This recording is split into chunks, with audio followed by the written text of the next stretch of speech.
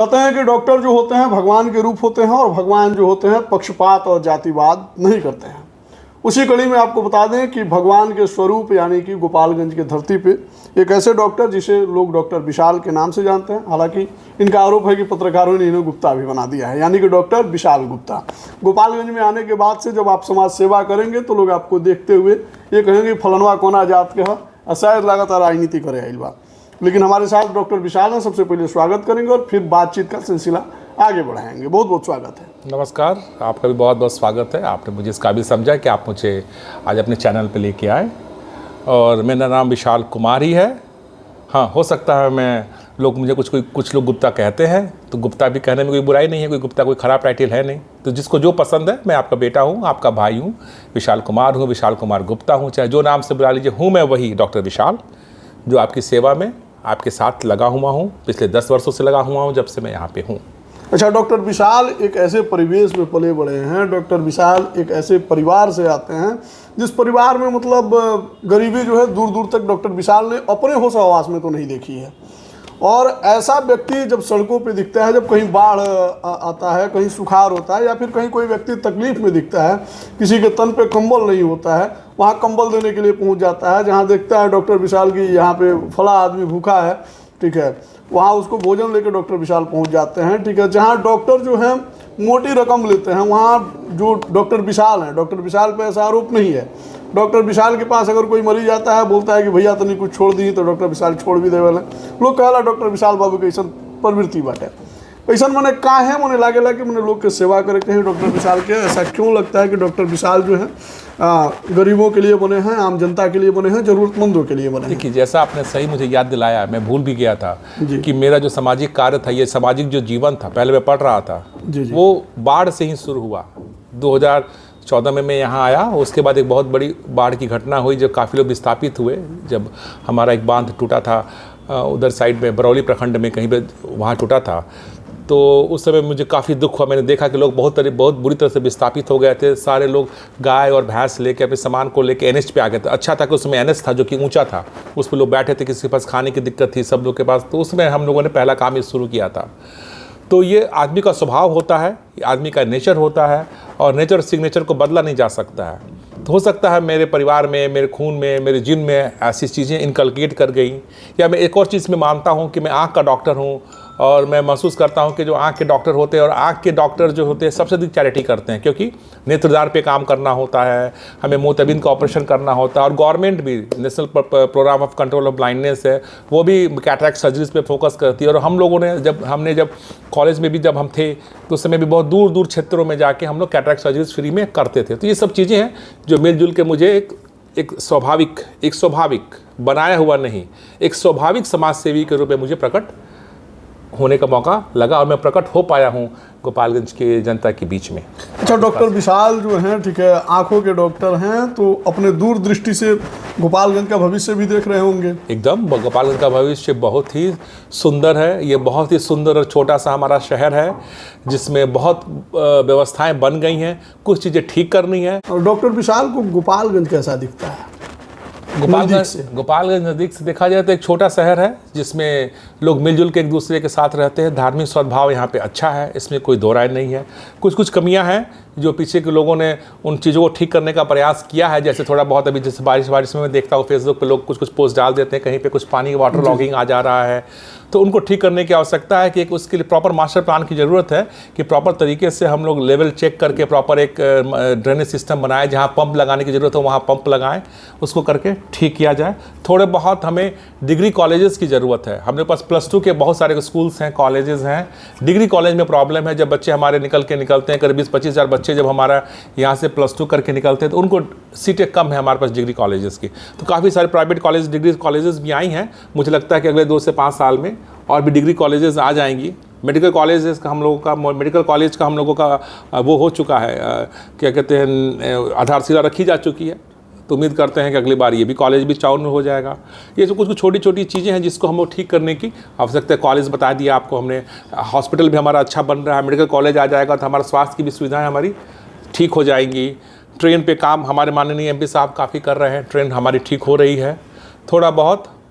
हाँ, थोड़ा यहाँ पे एक प्रॉब्लम मुझे समझ में आता है कि ट्रांसपोर्ट का, जो बस की जो सर्विसेज हैं, तो प्राइवेट बसेस तो हैं, लेकिन जो सरकारी ट्रांसपोर्ट का सिस्टम, तो केवल गोपालगंज की प्रॉब्लम नहीं, मुझे लगता है एज ए होल वो विभाग उतना हमारा काम नहीं कर पा रहा। और एक चीज़ मैं बताऊंगा, और जो मैं हमेशा महसूस करता हूँ, क्योंकि मैं बड़े शहरों में पहले रहा हूँ, ये कि यहाँ पे ना हाउसिंग डेवलपमेंट सोसाइटी नहीं है पूरे बिहार में, कि जो अच्छे से एक ज़मीन को एक्वायर करके प्रॉपर लैंड काट के और लोगों को अच्छे अच्छे प्लॉट्स दे।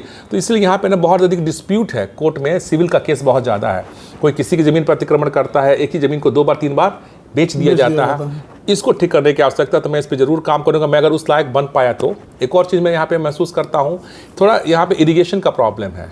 नहरों के, हमारे पास बहुत सुंदर नदी है जिसमें बहुत अविरल पानी सालों भर बहता है, लेकिन उस पानी को हम इस्तेमाल, कभी गाँव में भी आ जाता है। हाँ, उसको नहीं, वो पानी एज ए बाढ़ आता है, लेकिन एज ए बाढ़ तो विपदा हो गई। अच्छा चीज़ है कि एकदम बुरा, बहुत ही बुरी चीज़ है।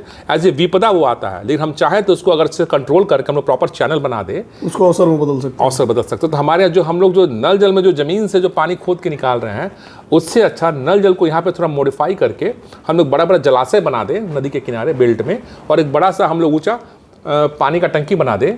तो जो जगह जगह हम लोग ज़मीन में बोरिंग करके, और जो उसको जो ये कर, जब अंडरग्राउंड वाटर को हम लोग जो ख़त्म कर रहे हैं, वो पानी वहाँ से आएगा। तो ये 2 3 4 5 चीज़ें हैं, इसको कर दिया जाएगा तो हमारा शहर और स्वच्छ पानी ले पाएगा, और हम लोग और आगे बहुत तेज़ी से, क्योंकि ये हमेशा बात होती है हमारे इसकी रोज़गार सृजन के लिए। तो यहाँ पे फर्टाइल लैंड है, सब गंगेटिक बेल्ट है, और यहाँ पे गंडक का भी बेल्ट है। तो इसमें हम थोड़ा सा इरीगेशन में प्रॉपर हम लोग काम कर दें तो काफ़ी हमारी सुविधाएँ इसमें बढ़ जाएंगी, और जब अच्छा हमारा ये होगा तो रोज़गार भी हमें अच्छा मिलेगा। तो डॉक्टर विशाल को जो लोग ना पसंद करते हैं, पसंद करने वाले तो ऐसे बहुत लोग हैं, लेकिन जो लोग ना पसंद करते हैं, तो जैसे कि मैं डॉक्टर विशाल को जानता हूँ, मैं डॉक्टर विशाल को करीब 7 वर्षों से जान रहा हूँ, ठीक है, लेकिन मिलजुल करीब 7 महीनों से रहा हूँ कभी कभी। लेकिन ऐसा मतलब लोगों ने मेरे माइंड में ऐसा परसेप्शन रखा था कि डॉक्टर विशाल जो है मोटी रकम फी लेता है, ठीक है, बढ़िया से मस्त लूटता है हॉस्पिटल में। लेकिन जब मैं इन दिनों देख रहा हूँ, जब ग्राउंड पे जा रहा हूँ, तो कई लोग ये बोल रहे हैं कि हमारा रखिया के इलाज डॉक्टर विशाल गुप्ता कर रहे हैं, ठीक ना। पूछे भाई पैसा बड़ी लेत हुई है, ठीक ना, पैसा बहुत लेत हुई है। तो फिर लोग बोल रहा है कि ना हमने यहाँ कैंप लगाता है। तो ये कैंप लगाने वाला काम मतलब कब से शुरू कर दिए हैं? नहीं, कैंप देखिए, मैं आपको बताऊं, आई सर्जरीज जो होते हैं, जो आई का जो तरीका है काम करने का, वो वैसा ही है कि कैंप, सारे आई हॉस्पिटल्स, सारे लोग कैंप लगाते हैं, क्योंकि उसमें क्या होता है कि आँख में ना बहुत चीज़ नहीं देखना होता, उसको मोतियाबिंद है या नहीं, या कुछ ऐसी आँख में बीमारी तो नहीं है, सफ़ेदी आँख में तो नहीं आ रहा, तो इसको आप मरीज के पास जाके भी आप 3-4 घंटा समय लगा के उसको देख सकते हैं। तो केवल कैंप लगाना ही एक प्रॉपर ट्रीटमेंट नहीं होता। मैं जहाँ भी जाके कैंप लगाता हूँ, मैं जो भी उनको पर्चा देता हूँ, उनको मैं अवेयरनेस देता हूँ कि आप ये पर्चा लो, आप आँख दिखाओ, ये ड्रॉप लो, और आपको जब भी आवश्यकता हो मेरी, ये जैसे बहुत लोग लगता है कि पर्चा ख़त्म हो गया, कैंप ख़त्म, ये पर्चा ख़त्म, नहीं। मैं गोपालगंज में मौजूद हूँ, मैं जब तक जीवित हूँ तब तक आप जब भी इच्छा हो आप मेरे पास आइए, और पर्चा लेकर आइए, हो जाएगा। नहीं, पर्चा लेके भी नहीं आइए। आपको बस मैं लोग यही बताता हूँ कि अगर आपको मुझसे दिखाना है तो पर्चा कटाना, पैसा जमा करना, ये आपकी इच्छा पर निर्भर करता है। आप हमारे पास आएँ, आपको मन करे तो पर्चा दबाएं, पर्चा दें, मन करे तो पर्चा ना दें, मन करे तो पैसा दें, मन करे तो पैसा ना दें। आपके पास बस इतनी इच्छा होनी चाहिए कि मुझसे दिखाना है तो मेरा इलाज आपके लिए फ्री है, मैं आपके लिए मौजूद हूँ। इसलिए उस पर्चा को, हाँ, लेकिन इस चीज़ को लोगों को बताना होगा। जब मैं लोगों को बताता हूँ लोग हंसते हैं, ऐसे कैसे, मतलब बोले ऐसे कैसे संभव है, ऐसे कैसे संभव है, लोग यही कहते हैं ऐसे कैसे संभव है। क्यों नहीं संभव है भाई, मुझे क्या चाहिए होता खाने के लिए, 2 रोटी सुबह, 2 रोटी दोपहर, 2 रोटी शाम, बीच में थोड़ा बहुत चाय वाय, और लोगों को खिलाने के लिए कुछ पैसे। इसलिए मेरे पास रोज़ अगर 1000, 2000, 5000 रुपये भी आ जाएँ तो मेरा काम बहुत अच्छे से स्मूथली चलेगा। बाकी हाँ, मेरे घर में मैं इसलिए इसको कर पाता हूँ क्योंकि मेरे घर में मेरे माँ बाप वो भी डॉक्टर हैं, मेरे भाई भी डॉक्टर हैं। ऐसी व्यवस्था, वो लोग हमारी मदद करते हैं, वो हमारी मदद करते हैं। उन्होंने मुझे छोड़ दिया कि डॉक्टर साहब आपको अपना आँख का विभाग जैसे चलाना वैसे चलाओ, मुझे कोई दिक्कत नहीं, आपको जब हमारी मदद की आवश्यकता होगी तो हमसे आप मदद ले लें। तो इसलिए मैं इस काम को कर पाता हूँ। तो लोगों को सही में ये मजाक लगता है।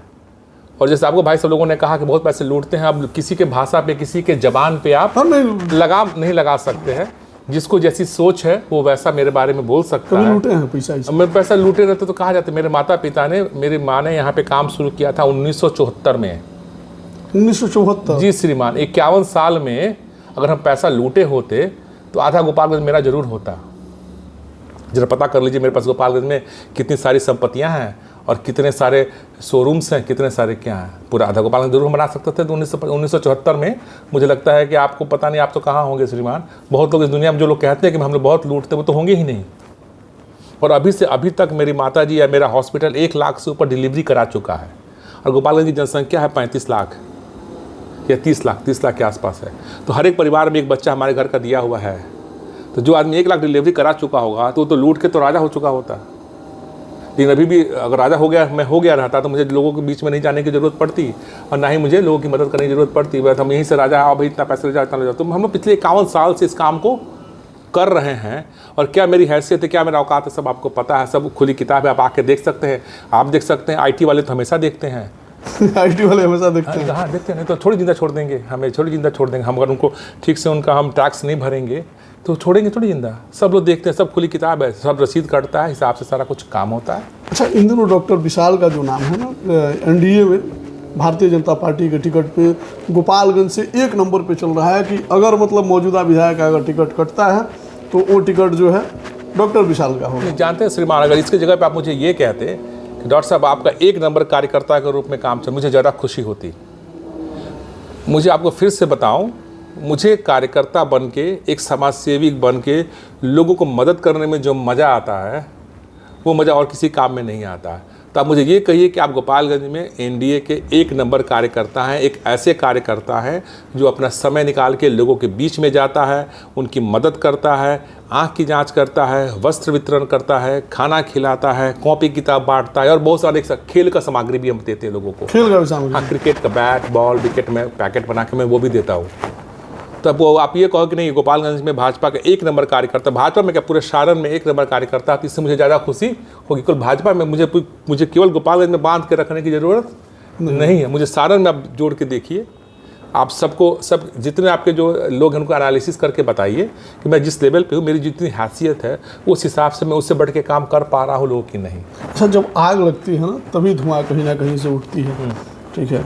डॉक्टर विशाल कहीं ना कहीं विधायक बनने की इच्छा जताए होंगे ना, आखिर क्यों विधायक बनना चाहते हैं डॉक्टर विशाल? यस, ये आपके हिसाब से अगर आग लगती तो ये लाग उस समय लगी थी जब यहाँ बाढ़ आया था, कि मैंने उस समय से कार्य करना ये शुरू किया था। ये आग उस समय लगी थी जब मैं दिल्ली में या जब मैं PG कर रहा था तो कैंप में जाता था, रात को रुक के वहाँ कैंप करता था और लोगों के मरीजों को देखता था और उनकी आँख बनाता था। तो ये आग आज की आग थोड़ी है श्रीमान, ये तो 15 साल पुरानी आग है। कहाँ विधायक बनना चाहते हैं? लेकिन विधायक कहाँ हमने कहा हम विधायक बनना चाहते हैं? उस समय से एक बार भी हमने कहा आप तो जिस पार्टी में, नहीं एक चीज बताइए, जिस पार्टी में मतलब वर्षों से कार्यकर्ता लगे हुए उन लोगों का नाम नहीं चलता है, डॉक्टर विशाल का नाम ऐसे तो चलता नहीं होगा जी। फिर मैंने क्या कहा आपको, सबसे बड़ा राजनीतिज्ञ वो है जो सबसे बड़ा समाज सेवी है।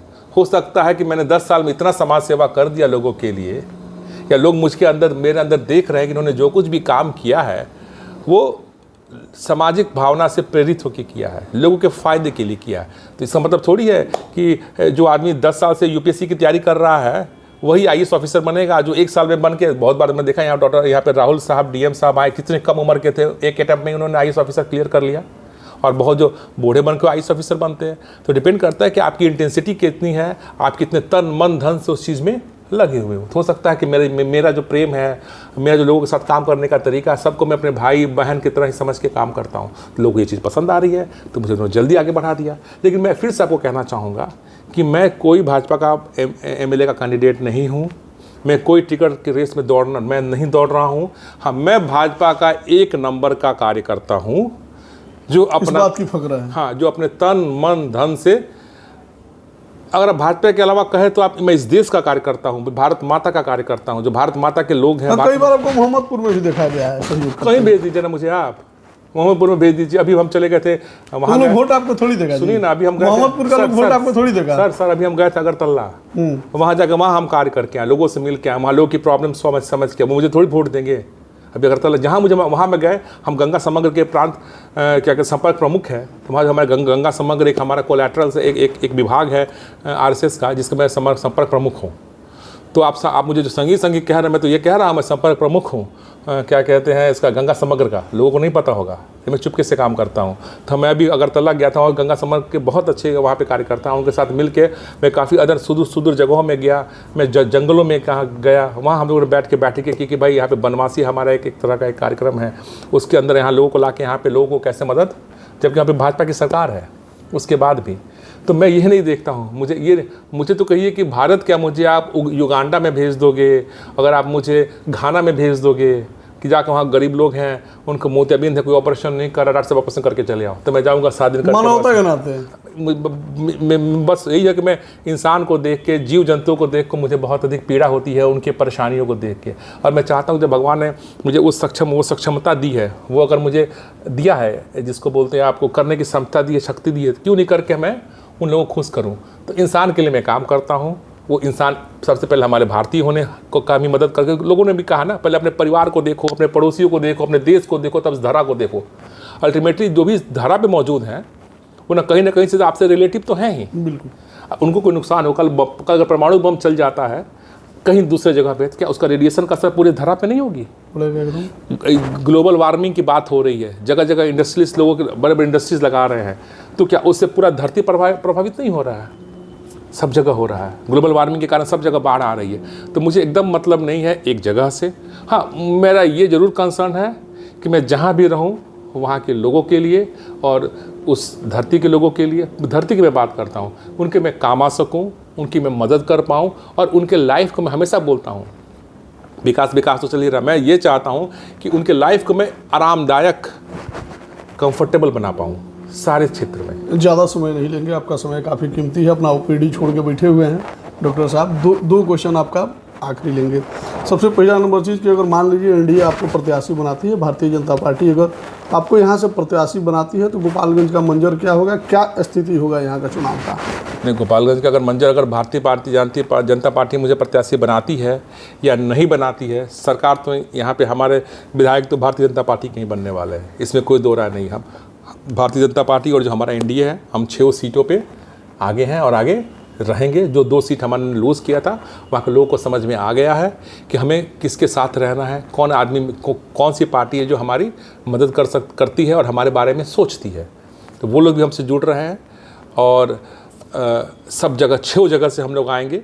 मैं प्रत्याशी बनूं या मैं प्रत्याशी ना बनूं, हम जो जगह पे काम कर रहे हैं वो मैं अपने लिए थोड़ी कर रहा हूँ, मैं अपने देशवासियों के लिए कर रहा हूँ, अपने पार्टी के लिए कर रहा हूँ, कमल खिलाने के लिए कर रहा हूँ। तो कमल तो ज़रूर ही खिलेगा। आखिरी क्वेश्चन ले लेते हैं। डॉक्टर विशाल अगर विधायक बनते हैं, आगे जीत जाते हैं, पार्टी भरोसा जताती है, जनता भी भरोसा जताती है, विधायक बन जाएंगे, तो क्या कुछ अलग करेंगे गोपालगंज के जनता के लिए? देखिए, जब मैं विधायक बन जाता हूँ या मैं जीत जाता हूँ, तो ये तो 100% मैं निश्चित करूँगा अगले 5 साल के अंदर कि यहाँ पे हायर एजुकेशन के लिए बच्चों को बाहर नहीं जाना पड़े। नहीं जाएगा, सब नहीं जाना पड़े, मैक्सिमम बच्चों को मैं यहाँ सब लोग वादा करता है। नहीं, मैं मैक्सिमम उसको प्लान के साथ मैं काम करूँगा, इसलिए मैंने 5 साल का समय लिया कि नहीं जाना पड़े। क्योंकि अब तो मैं देख रहा हूँ कि हायर टेक्निकल ट्रेनिंग के लिए तो नहीं जाना है। 2 पॉलिटेक्निक कॉलेजेस हैं, मेडिकल इंजीनियरिंग कॉलेज है, और मैं कोशिश करूँगा कि 3 साल के अंदर ही ये जो हमारा मेडिकल कॉलेज वो बन के रेडी हो जाए। एक तो काम ये सबसे ज़रूरी है। क्या कहते हैं, पीजी कॉलेजेस, यहाँ पे ग्रेजुएशन पीजी कॉलेजेस की कमी है, उसको ठीक कराना है। उसको कैसे भी स्ट्रीमलाइन करके जो भी कॉलेजेस हैं उसको अपग्रेड करके और पीजी की पढ़ाई सारे सब्जेक्ट्स की शुरू हो जाए, कि लोग इधर भाग दौड़ नहीं करना पड़े। और मेरा ये भी प्लानिंग है कि थोड़ा शहर को मैं सुंदर और व्यवस्थित बनाना चाहूँगा, कि सब जगह लाइट हो, कहीं अंधेरा ना हो, सब जगह कैमरे हों, और उसके साथ मैं लोकल लोगों के साथ मिल के भी, जैसे बड़े बड़े बहुत सारे यहाँ पे ये कम लोग हैं जो व्यवसायी हैं, शोरूम्स वाले हैं, उनके साथ हम लोग गठजोड़ करके, गठबंधन करके शहर को और सुंदर बनाएंगे। सुंदर और ये क्या कहते हैं, यानी कि जो लोग मतलब सहयोग करना चाहते हैं, उन लोगों के सहयोग से भी उनसे ही कराएंगे हम। कराएंगे भी जी श्रीमान, उनके सहयोग से ही कराएंगे। जैसे कि हमारे NH पे इतने सारा शोरूम्स हैं, सब शोरूम्स के साथ जाके मिल के बात करनी है, उनके साथ संबंध बनाना है और उनसे प्रार्थना करना है, विनती करना। सबके पास बहुत पैसा है, क्या एक शोरूम जो है इतना बड़ा, अगर वो 70 फीट में है, तो क्या 70 फीट के आगे वाले हिस्से को ऑर्गेनाइज करके नहीं रख सकता? खूब रखेगा वो। तो सब लोग अपना लिए सोचता है जी, आप सब उसको ऑर्गेनाइज करके रखेगा। जो भी शोरूम है यहाँ से वहाँ तक सबको अगर हम लोग अच्छे से उसको बना दें, तो सब उसको ऑर्गेनाइज कर सकता है, कोई दिक्कत नहीं है। जैसे एक लगा दिया गया, स्वीपर लगा दिया गया, भाई सफाई रखो, सब कुछ ठीक ठाक रखो। तो पहले ज़रूरी है कि जो लोग यहाँ पे हैं वो लोग स्वस्थ रहें, सुरक्षित रहें, और पॉल्यूशन एंड वाटर लॉगिंग से फ्री रहें। थोड़ा सा इनको भी ठीक करना है हमें, नॉन वेंडिंग जोन वगैरह है उनको ठीक करना है कि कहाँ पे लोगों को असुविधा ना हो, और उनका व्यवसाय में, रोज़गार में भी असर ना पड़े, उनका भी काम चल जाए, जो लोग सड़क के ऊपर व्यवसाय करते हैं, और लोगों को भी आने जाने में, तो वन वे ट्रैफिक हो गया, उसको और सुचारू रूप से चला दिया गया।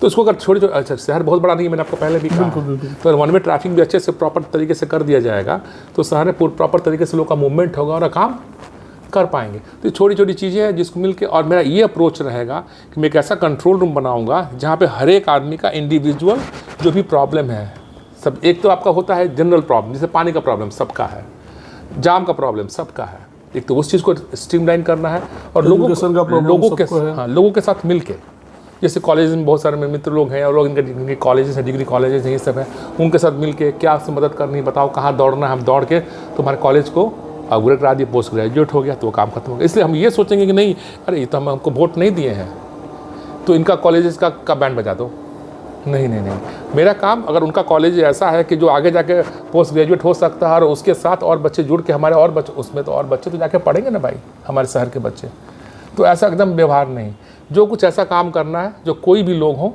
उनके साथ मिल के और समाज को आगे लेके जाने का काम, कि सब लोग मिल के ही पिरामिड बनता है, तो आगे बढ़ के करने का काम करना है, और सभी चीज़ों में इसको किया जाएगा लोगों के साथ मिल के। ये कुछ भी नहीं होगा कि हम विधायक, हम सरकारी आदमी, नहीं नहीं नहीं, हमें सबके पास जाना है, हर एक लोग से मदद लेनी है और उनको समझाना है कि इन चीज़ों को करने से ये चीज़ें ठीक हो जाएंगी, बिल्कुल, और ज़्यादा उसमें खर्च भी आपका नहीं आएगा। तो सुंदर व्यवस्थित शहर, इस मेरे ऊपर बहुत ज़्यादा है कि लोग अच्छे से घूम सके, टहल सके, वॉक कर सके, पार्क कुछ डेवलप हो जाए। पार्क है नहीं, एक छोटा सा पार्क है, वो काफ़ी अच्छा काम हुआ है, जो भी नगर पालिका ने किया, एक छोटा सा पार्क बनाया, उससे अच्छा पार्क हो जाए, बच्चों के खेलने की जगह बन जाए, थोड़ा स्टेडियम्स हो जाएं प्रॉपर तरीके के, जहाँ पे विभिन्न प्रकार के स्पोर्ट्स हो पाए, और जिम हो जाए, कुछ आउटडोर जिम्स की भी बहुत कमी है हमारे यहाँ, गाँव में तो बना है, शहर में कुछ कमी है, तो इन सब चीज़ों को करना है। बहुत सारी चीज़ें हैं, इस पर हम लोग बात करें तो घंटों बात कर सकते हैं। बिल्कुल बिल्कुल। तो मैं यानी कि मतलब गोपालगंज को विधायक के साथ साथ एक डॉक्टर की आवश्यकता है? नहीं, एक डॉक्टर की आवश्यकता नहीं है, एक विधायक के साथ साथ, या एक, मैं ये कहूँगा, एक ऐसे सेवक की आवश्यकता है जो इस पूरे विधानसभा को अपना परिवार समझे, अपना परिवार, और कुछ की आवश्यकता नहीं है इसके ज़्यादा। मैं ये चाहूँगा कि जैसे मेरे सुमन हॉस्पिटल आप आते थे, व्यवस्थित है, सुंदर है, सफाई है, कोई थूकता नहीं है, थूकता तो उसको साफ़ कर दिया जाता है, सब जगह पेड़ पौधे लग गए, ऐसे ही पूरा गोपालगंज हो, इन नट से छोटे से मैं ये बता दूं आपको, ऐसे ही हो, सब जगह बिजली जले, कहीं झोल ना हो, सब जगह सफाई हो, सब जगह CCTV कैमरा, सब जगह बैठने की व्यवस्था हो, सब लोग खुशी तरीके से रहे, सब जगह सफाई होता रहे। कुछ काम सरकार करेगी और कुछ काम हम लोगों से करवाएंगे, विनती करके, हाथ जोड़ के, समझा के, बुझा के, तभी शहर आपका अच्छा बन पाएगा और आपका भविष्य सुंदर हो पाएगा। आपको बता दें कि हमारे साथ भारतीय जनता पार्टी के कार्यकर्ता, नेता, और साथ ही साथ आपको बता दें गोपालगंज जिले से संभावित भारतीय जनता पार्टी के टिकट पे विधायक उम्मीदवार यानी कि डॉक्टर विशाल गुप्ता जी थे, और डॉक्टर विशाल गुप्ता जी से हमने बातचीत किया, और तमाम इनकी बातचीत से हमें बहुत अच्छा लगा। आपको कैसा लगा कमेंट सेक्शन में लिखिएगा, और भी डॉक्टर विशाल से जुड़ी अगर कोई भी क्वेश्चन आपके जहन में चल रहा हो कमेंट सेक्शन में लिखिएगा। हालांकि ये मेरी पहली मुलाकात थी, जब मिलेंगे अगली बार तो सवाल आपके होंगे, जब आप डॉक्टर विशाल के होंगे। धन्यवाद।